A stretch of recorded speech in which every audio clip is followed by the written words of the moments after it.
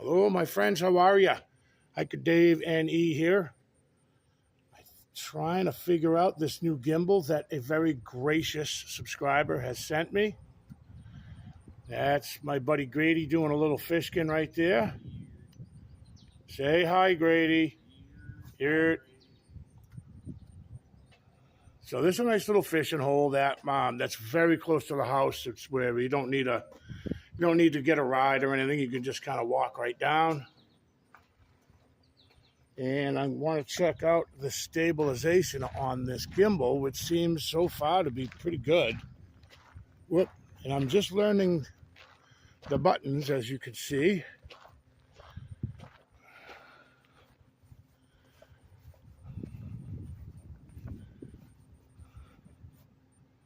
It is a beautiful spot for sure. So there's a little toggle where I can pan left and right, which is pretty neat, and then up and down. There we go. Pretty neat. So I wanted to give this a try before I go into the forest with it. And I have a story I got to tell you guys. If you're interested, I know that you're supposed to captivate your audience within the first 5 seconds of your video in order to keep people watching and listening. But I guess with that math, there's nobody watching right now. Man. So I got a story I got to tell you guys about an occurrence that happened on Gary's back 40. And I do not talk about it often, if ever. I think I might have thought of it once. Talked about it one time when I was at Gary's house. And it was an extremely strange occurrence that happened while we were probably, I don't know how far we were into the woods, guys. I'm just saying that it was back there. It was, we were probably a mile into Gary's back 40. And Gary had his video camera. And he was just kind of randomly, I think he had it on he might have had it on like infrared mode, I think, something like that. I don't remember exactly. But as we were walking out there, we were looking for the ribbons. We had the great ribbon heist of 2000 and I don't know. It was like 3 years ago by now, but we were looking, where's all the ribbons? Where did the ribbons go? And that's a story for another day. So I'm kind of looking at like a tree break or something like that. And he's like, Dave, come here, check this out. And I'm like, yeah, what do you got? So I walk up to him and he's like, look through the viewfinder. And so I'm looking, I bend down, I'm looking, and I see this like in the middle of the screen. And meanwhile, the screen on the video camera is very small. But I see like a distortion on the video camera. It's hard to explain. And there was like a branch that was coming out from this tree, but the branch was straight. I mean, it was level, like perfect 90-degree angle. If that, 45? I don't know. It was a perfectly straight out off of a tree. Like if you look at this tree, the branch was about 9 or 10 feet up, and it just came out about 3 or 4 feet straight as an arrow. And underneath that was like a distortion. I'm telling you guys, it looked like a door frame. But in that was this really strange, like something was wrong with the camera. And that's what I I think what happened is it may be a distortion in the camera, but we both saw it.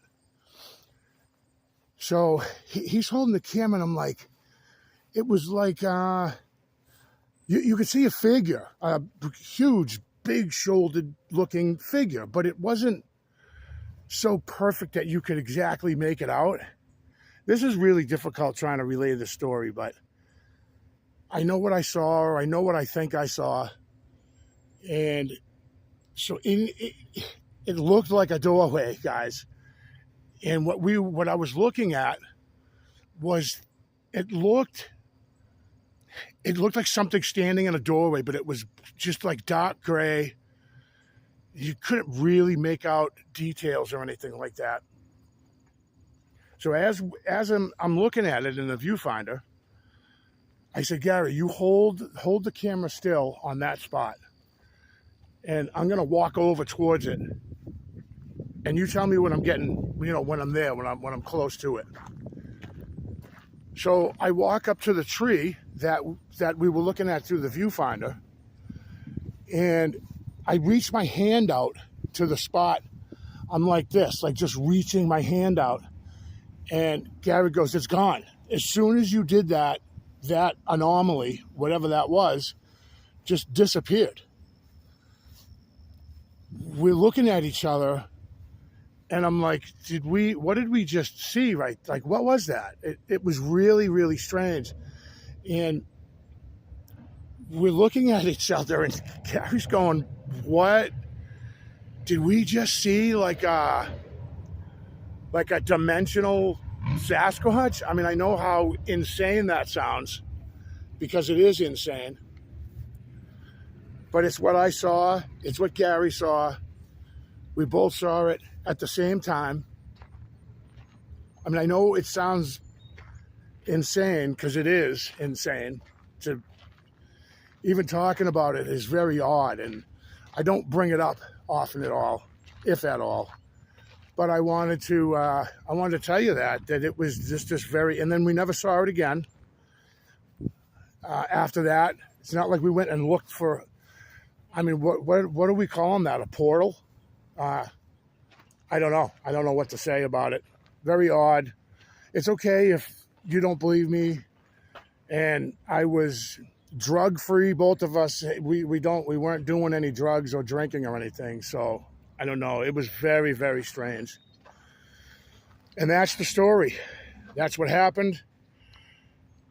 And I, to this day, don't know what to make of something like that. So, anyways, this little park is in honor of. I'm still learning this gadget.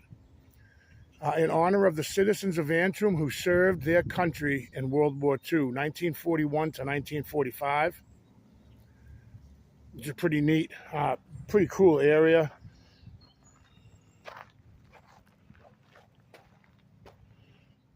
Wow, a list of names, Vietnam. Oh, what is this gimbal doing to me here? 1965 to 1973. Guys that served in the Vietnam War.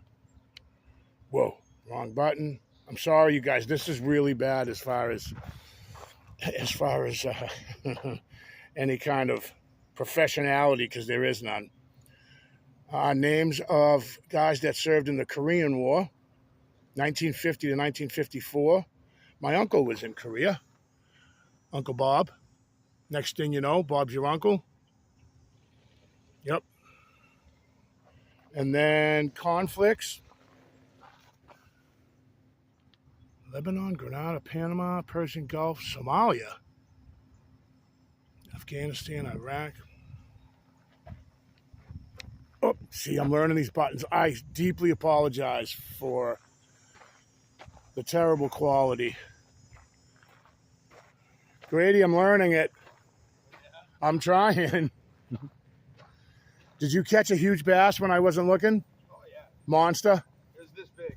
It was that big? Yeah, the one-armed fisherman who caught a fish that big? Yep.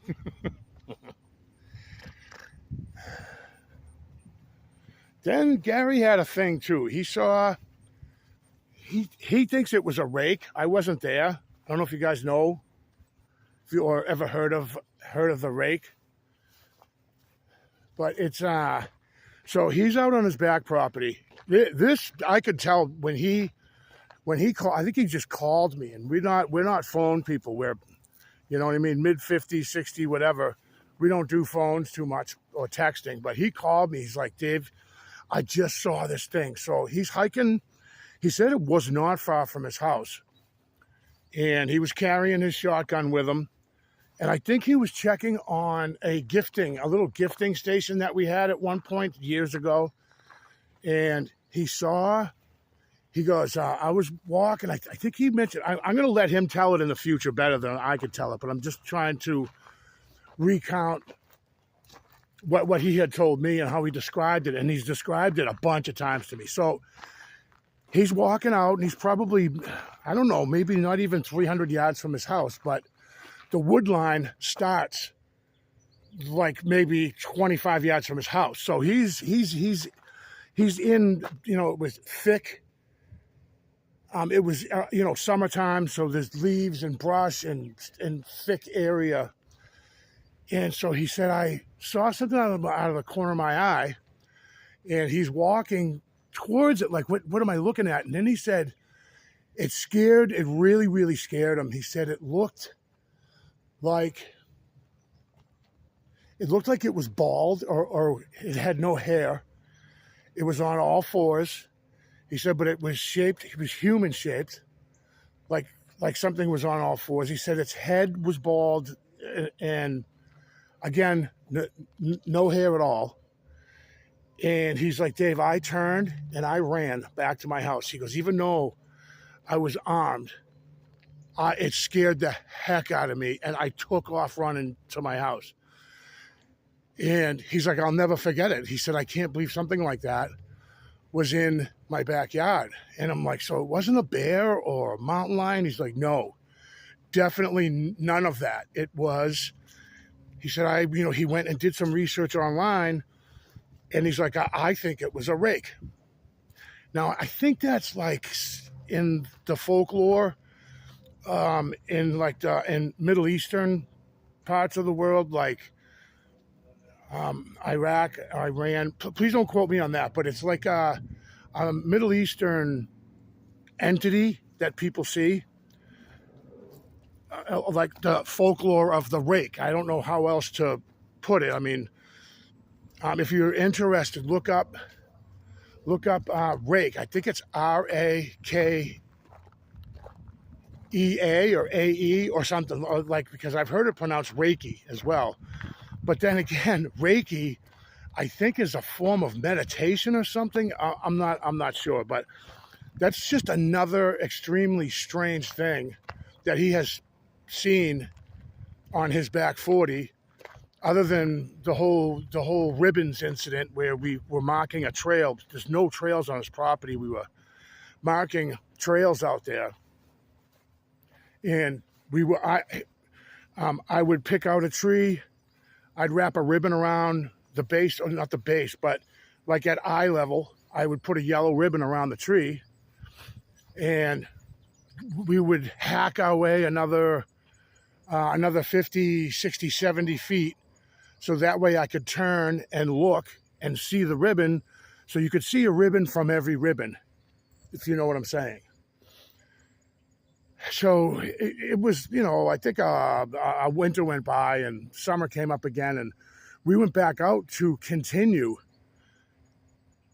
marking the trail, and the ribbons were gone. Like, I think we found, we must have put out 30 ribbons, but maybe that's a little exaggeration, but I put out like 25, 30 ribbons marking our trail so he wouldn't get lost. His property's huge. And we went back that following spring or summer, and all those ribbons were gone.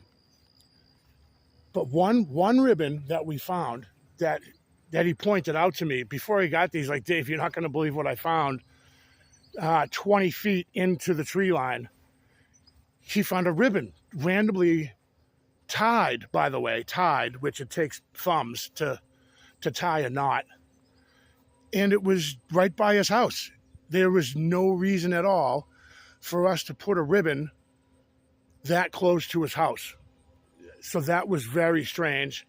So, and again, as we went out hiking to try to recover the ribbons that we had laid out, and there was nothing. Then I think it was a month later or so, we went back out into the woods, and the ribbons were just randomly all over the place. Like it was this big joke that Bigfoot was playing a joke on us. And I don't know how to explain that either. And this is all on Gary's property. All right. This is almost like a test video. I may not put this out. We'll see. If I do, guys, I will thank you so much for clicking, and I'll definitely see you guys on the next one.